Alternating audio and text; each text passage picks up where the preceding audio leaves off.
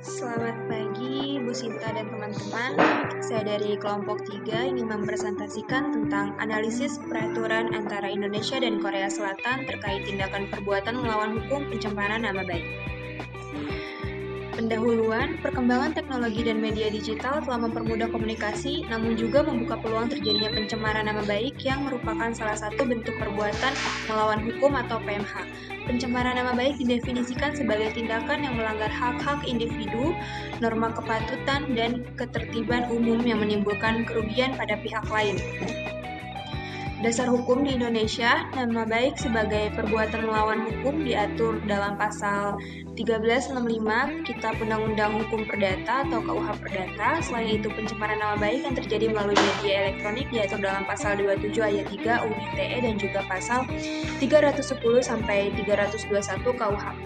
Di Korea Selatan, pencemaran nama baik diatur dalam pasal 307 hingga 310 KUHP Korea dan pasal 44 UU ITE Korea yang memberikan perhatian khusus pada penghinaan melalui media digital. Bersamaan dalam pengaturan hukum, baik di Indonesia maupun Korea Selatan, fokus utama dalam topik ini adalah memberikan perlindungan terhadap kehormatan dan reputasi individu.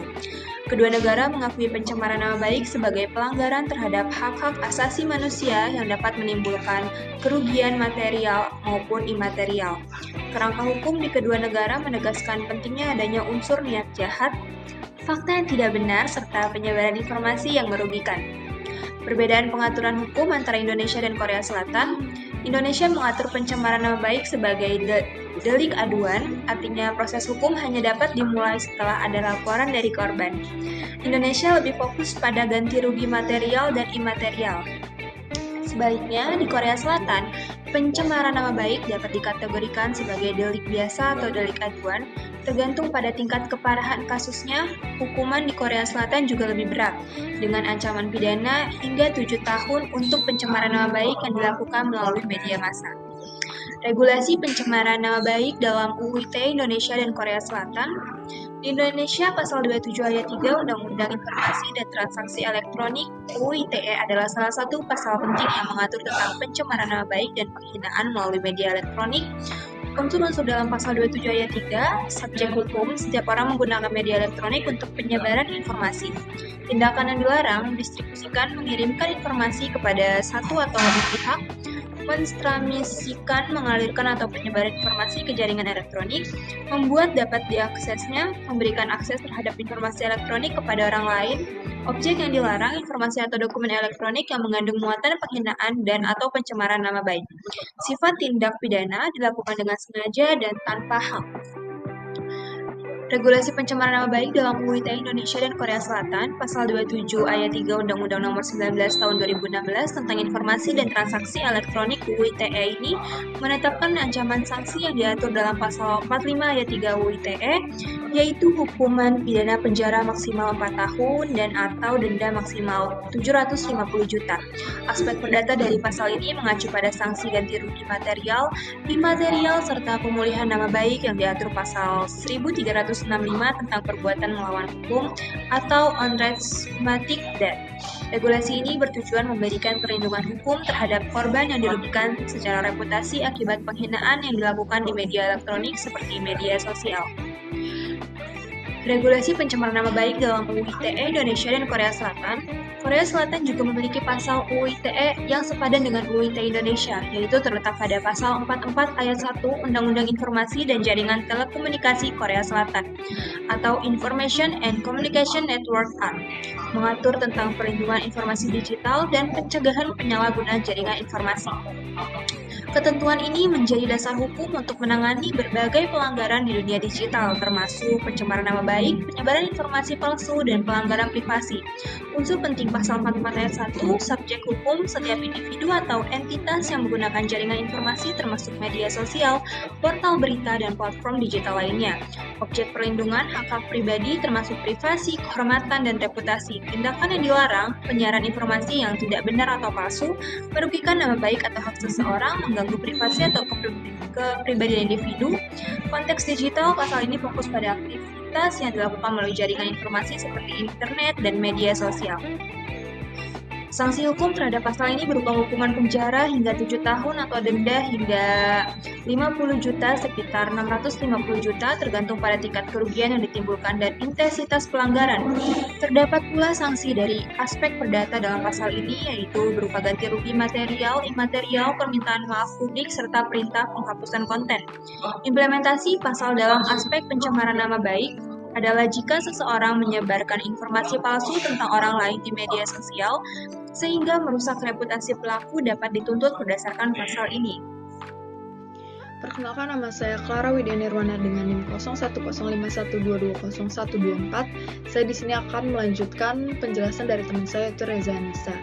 Selanjutnya saya akan menjelaskan unsur-unsur yang harus terpenuhi sebelum kasus tersebut dinilai sebagai kasus pencemaran nama baik. Di Indonesia, unsur utamanya meliputi adanya perbuatan menuduh, menyerang kehormatan, serta niat jahat yang disengaja. Sedangkan di Korea Selatan, unsur-unsurnya mencakup pencemaran nama baik dengan fakta, penyebaran pernyataan palsu, publikasi informasi, penghinaan terhadap orang yang sudah meninggal, serta adanya niat untuk merusak reputasi seseorang. Selanjutnya, saya akan menjelaskan mengenai perbandingan kasus pencemaran nama baik di Indonesia dan Korea Selatan. Kasus pencemaran nama baik di Indonesia salah satunya adalah kasus yang menimpa public figure yaitu Farah Quinn yang melawan Gali Ginandjar atau sang mantan suami dari Farah Quinn pada tahun 2019. Kasus ini bermula ketika Gali membuat pernyataan yang merendahkan dan menghina Farah Quinn dalam sebuah video YouTube yang viral. Gali membuat pernyataan yang sangat merendahkan terkait organ intim Farah Quinn dengan mengatakan seperti ikan asin. Farah Quinn mengajukan gugatan perdata dengan nilai 1 miliar rupiah atas dasar pencemaran nama baik dan perbuatan melawan hukum. Terdapat beberapa pasal yang menjerat Gali Ginandjar terkait pencemaran nama baik dalam kasus ini, yaitu yang pertama pasal 1365 KUH Perdata mengenai perbuatan melawan hukum. Yang kedua pasal 1372 KUH Perdata mengenai penghinaan. Yang ketiga pasal 27 ayat 3 Jungto pasal 45 ayat 3 Undang-Undang ITE. Yang terakhir pasal 310 KUHP yang menjelaskan mengenai pencemaran nama baik. Selanjutnya itu di Korea Selatan, yaitu kasusnya Han So-hee yang melawan Top Big Bang pada tahun 2017. Bermula ketika Han So-hee membuat postingan di Instagram yang menyudutkan Top Big Bang. Han So-hee membuat serangan postingan di Instagram yang berisi tuduhan-tuduhan terhadap Top Big Bang. Tuduhan-tuduhan tersebut antara lain tuduhan tentang penggunaan narkoba bersama, tuduhan tentang perilaku tidak pantas, mengungkap detail kehidupan pribadi Top yang bersifat rahasia.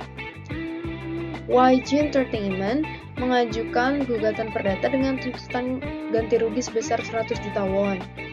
Terdapat beberapa pasal yang menjerat Han So-hee terkait pencemaran nama baik dalam kasus ini, yaitu yang pertama Korean Civil Code artikel 750 mengenai perbuatan melawan hukum. Yang kedua, Act on Promotion of Information and Communication Network Utilization and Information Protection artikel 44 sampai 7 larangan distribusi informasi ilegal.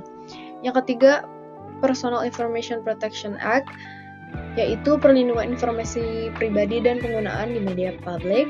Dan yang terakhir, Framework Act on Broadcasting Communication Development, yaitu tanggung jawab dalam komunikasi publik, termasuk media sosial. Selanjutnya saya akan menjelaskan perbandingan dari kasus Farah Quinn dan juga Han So-hee. Dalam kasus yang menimpa Farah Quinn, bukti utama berupa video digital dan kesaksian korban yang menunjukkan dampak langsung terhadap reputasi dan kehidupan pribadi Farah Quinn. Di sisi lain, sistem hukum Korea Selatan memproses kasus ini dengan mempertimbangkan bukti pernyataan publik, dampak media sosial, dan testimoni kedua belah pihak. Kasus Farah Quinn menjadi presiden untuk penanganan cyberbullying dan penguatan perlindungan perempuan dari kekerasan verbal di Indonesia. Sementara kasus Han So-hee berdampak signifikan pada industri K-pop, menghasilkan perubahan kebijakan, manajemen artis, dan pengetatan regulasi narkoba di industri hiburan Korea Selatan. Perbedaan signifikan terletak pada pendekatan hukum di mana Indonesia lebih tegas menerapkan sanksi pidana dalam kasus cyberbullying, sementara Korea Selatan cenderung mengedepankan proses mediasi dan permintaan maaf publik sebelum melanjutkan ke tahap pidana. Meski berbeda dalam konteks dan substansinya, kedua kasus memberikan pembelajaran penting tentang penegakan hukum di industri hiburan, pengaruh media sosial dalam proses hukum, dan pentingnya kesadaran hukum bagi public figure. Keduanya juga menunjukkan bagaimana status selebriti dapat mempengaruhi proses hukum dan dampak putusan terhadap karir di industri hiburan. Yang terakhir yaitu kesimpulan. Pencemaran nama baik di Indonesia maupun Korea merupakan isu yang kompleks yang melibatkan berbagai aspek hukum, sosial, dan teknologi. Meskipun ada kerangka hukum yang jelas dalam KUHP dan ITE, tantangan dalam penegakan hukum dan interpretasi masih signifikan seperti di Indonesia meliputi interpretasi hukum yang subjektif, sedangkan di Korea tantangannya adalah definisi yang ambigu dan resiko pembungkaman kritik yang sah. Media sosial memperburuk dampak pencemaran nama baik sehingga diperlukan perbaikan regulasi untuk memastikan penegakan hukum yang adil. Indonesia menerapkan sistem delik aduan yang mengharuskan korban melapor terlebih dahulu dan berfokus pada ganti rugi material dan imaterial. Sedangkan Korea Selatan menerapkan sistem yang lebih fleksibel, bisa berupa delik biasa atau delik aduan, tergantung tingkat keparahan kasus, serta mengedepankan proses mediasi dan permintaan maaf publik sebelum melanjutkan ke tahap pidana. Meski memiliki perbedaan dalam implementasi, kedua negara sama-sama memiliki fokus utama pada perlindungan, kehormatan, dan reputasi individu, serta mengakui pencemaran nama baik sebagai pengaturan terhadap hak asasi manusia yang dapat menimbulkan kerugian material maupun imaterial. Demikian presentasi dari kelompok 3, kurang lebihnya mohon maaf. Terima kasih.